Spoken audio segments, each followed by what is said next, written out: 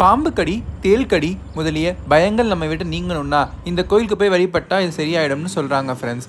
நாகை மாவட்டத்தில் இருக்கிற இந்த கோயிலில் சிவபெருமான் செட்டிப்பெண் செட்டிப்பிள்ளை திருமணத்தை நிகழ்த்தி வைத்தார். பாம்பு கடித்த வணிக பையனை மீட்டு வணிக பெண்ணுக்கு திருமணம் செய்து வைத்த திருவிளையாடல் இந்த கோயிலில் நிகழ்ந்துச்சு.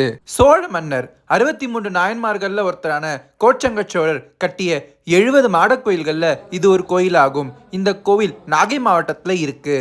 அப்பர் பெருமானும் திருஞான சம்பந்தர் பெருமானும் இந்த கோயிலுக்கு பதிகம் ஏற்றி இருக்காங்க.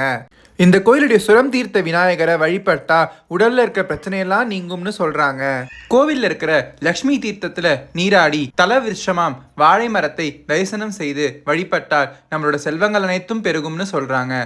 வரலட்சுமி விரதம் இங்கே ரொம்பவே பிரசித்தி பெற்றதாக கருதப்படுகிறது.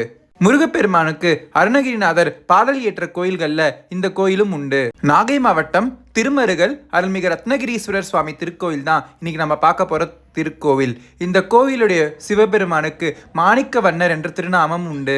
வணிக பெண் வணிக பிள்ளை திருமணத்தை சிவபெருமான் நிகழ்த்தி வைத்த காரணத்தால இந்த கோயிலுடைய குளத்துல நாம நீராடினா நம்மளோட திருமண தடை எல்லாம் நீங்கும்னு சொல்றாங்க.